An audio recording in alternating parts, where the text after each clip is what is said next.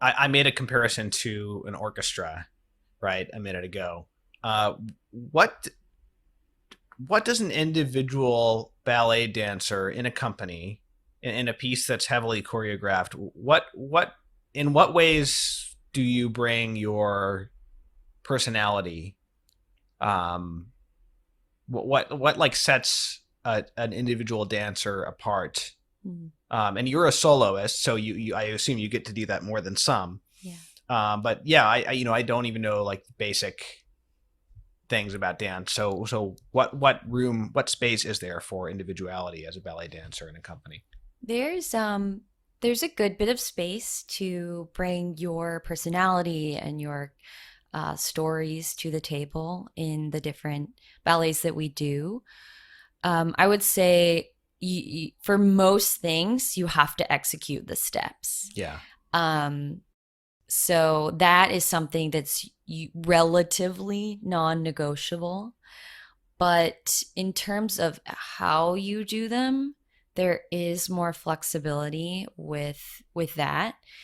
Um, yeah, so and I think that every dancer really does carry his or her soul with them onto the stage and into the rehearsal studios, um, because that part is often what colors a person's performance of a particular role is the personality, the stories that they carry, um, and also I should say like the coaches in the front of the room who guide and steward the gifts of the dancers, that like those things add the different intonations Right. to a person's performance. So like if you were looking at one of the other people in your company who stands out to you as kind of their personality coming out through how they dance, like what's like a specific observation you might make about that Hmm. person?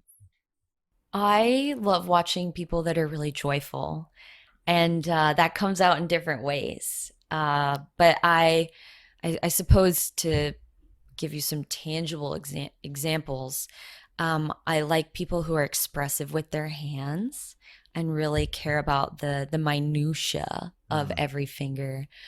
Um, I like to watch people that have very natural expressions and a lot of what we call épaulement. So, épaulement is basically how you use your head and your shoulders. Basically, like here up is Mm. called épaulement. And then something else in terms of like talking about the hands and the arms, that's called port-de-bras. So, and port-de-bras in French means carriage of the arms. And those things to me distinguish a dancer that I really like from a dancer that I like. What's the hallmark of the NYC Ballet Company? What is the like? What is their charism or whatever? Yeah, let's that's a great question. Nobody's ever asked me that before. And So I have no frame of reference because I don't know anything about any ballet yeah. companies. But Well, George Balanchine came over from Russia, I think the late 1920s, early 1930s, and he was inspired to create like this new style of ballet that was, I would say, more exaggerated in many ways. Uh, that has a very distinct musical approach in terms of adding attack and emphasis to certain parts in the music. And so I would say charisms of New York City Ballet would be, I think, musicality, but there's a very specific kind of mm, musicality that is quick. I would say we move pretty quickly. We also move in a very athletic way. So I think athleticism is perhaps a charism. mm, And and George Balanchine allowed room, a lot of room, compared to other styles of his day. He allowed room for the individuality and freedom of every dancer. mm. So I think freedom is another.